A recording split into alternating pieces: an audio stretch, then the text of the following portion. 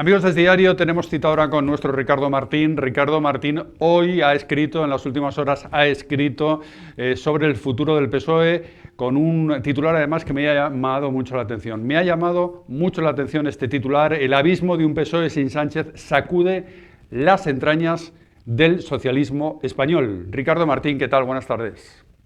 Buenas tardes, ¿qué tal? Muy Oye, buenas me ha tardes. llamado mucho la atención este profundo titular porque te metes muy mar adentro, ¿eh? Te metes muy mar adentro con lo que puede pasar en el Partido Socialista una vez que Pedro Sánchez se quite de en medio, si no te estoy entendiendo mal. Bueno, el abismo está, digamos, todavía no está definido. Ese abismo del que hablo precisamente es la incertidumbre de no saber qué futuro le aguarda al PSOE con Sánchez, sin Sánchez, pero es evidente que hay ya un mar de fondo, nunca mejor dicho por tu parte también, ¿no? Mar de fondo, sobre la situación del PSOE en los próximos años, ¿no? Es decir, ¿cuál es la situación? Como resulta que Pedro Sánchez ha hecho una apuesta muy clara por hacer un PSOE, digamos, a su medida. Siempre los secretarios generales del PSOE lo hacen a su medida, pero en este caso Pedro Sánchez ha sido particularmente cuidadoso en hacer toda una, digamos, apuesta por líderes regionales completamente de su línea, y luego está también la cuestión de que no hay una divergencia ideológica en estos momentos en el PSOE, como pudo haber en su momento con el guerrismo y el felipismo. Ahí había una fractura, Felipe, Alfonso, luego estaba también Izquierda Socialista.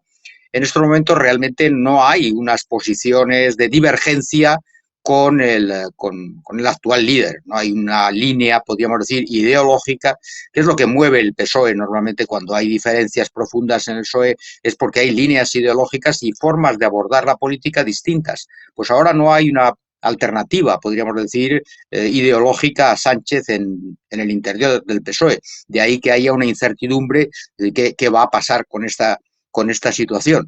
Y es curioso que el tema debe estar en el ambiente, porque hay otros colegas precisamente hoy escriben no exactamente lo que hemos publicado nosotros, pero hay una sensación, y así lo reflejan en otras informaciones, que no hay por qué ser tan celoso de las exclusivas. Esto es una exclusiva, pero indudablemente hay otros compañeros que están ya también percibiendo, o que sus terminales perciben, esta situación que vive el PSOE en estos momentos. Solo recordar, no está reflejado en la información, pero aprovecho eh, esta, digamos, diálogo entre Javier y yo para decir que Pedro Sánchez hacía ya 2 años, prácticamente 2 años antes de irrumpir en la política, digamos, en mayúsculas, Pedro Sánchez ya se hablaba de él como un posible líder del PSOE. 2 años antes de, digamos, de su consumación. Por tanto, en el PSOE, digamos que es muy extraño que aparezca de pronto un líder, ¿no? Ahí aparece y tal. Actualmente, y esa es también una incertidumbre importante, no se habla de un Pedro Sánchez, podríamos decir.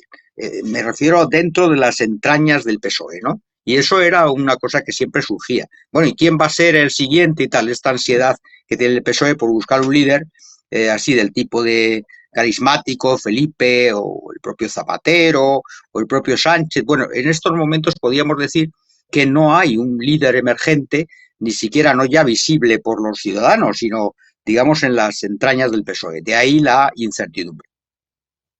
Ricardo, que no hay una alternativa. ¿Quieres decir que tampoco ves factible ni posible un retorno, si es que ese retorno fuera posible en algún momento, a ese PSOE más clásico, más felipista, que reivindica, por ejemplo, García Paje? ¿Eso no lo ves de ninguna manera posible a día de hoy o en un momento post-Sánchez dentro del Partido Socialista?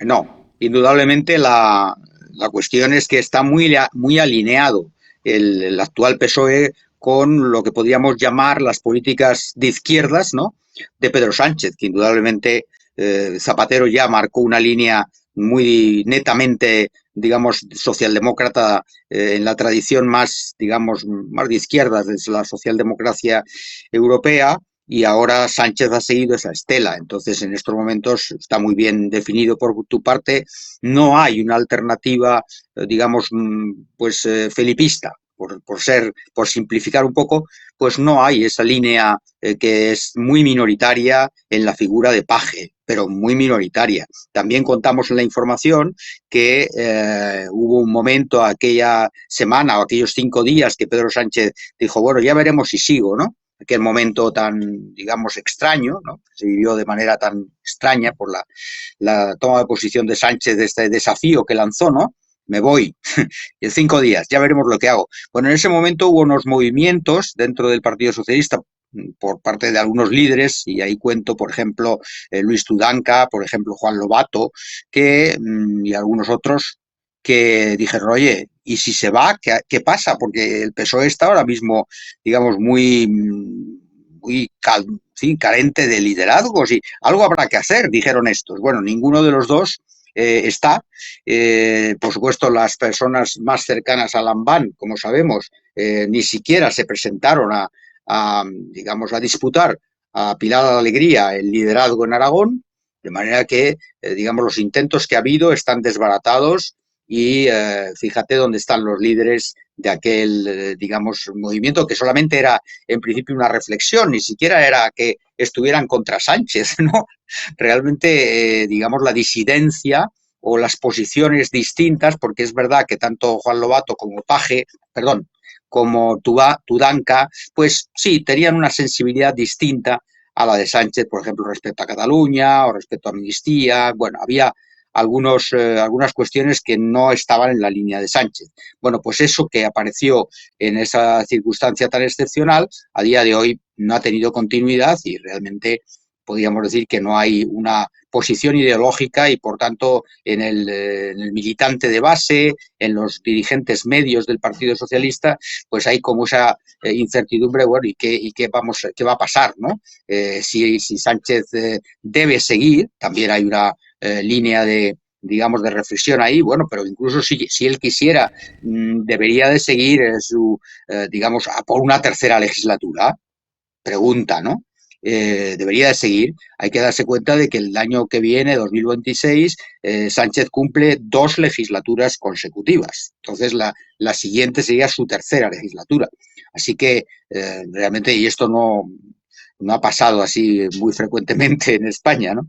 Así que sí, esa incertidumbre existe y luego, bueno, pues contamos la situación también en Madrid, ¿no? La dificultad que tiene el PSOE por buscar repuestos, digamos, más jóvenes, ¿no? Un electorado, rejuvenecer sus liderazgos regionales, también los locales, y ese desafío que tiene el PSOE, pues digamos que sí ahí, sobre todo en la Comunidad de Madrid y en el municipio de Madrid, realmente el PSOE tiene un problema grave diagnosticado y además ellos son conscientes de alejamiento del Partido Socialista y de las siglas del Partido Socialista del electorado más joven que ahora mismo está en la línea, podríamos decir, de Más Madrid o de Vox. Ahí están, digamos, los jóvenes, ¿no? En este momento están ahí y el PSOE en Madrid pues no lo tiene fácil en esos segmentos y, por tanto, el problema de rejuvenecimiento electoral les preocupa mucho en Madrid.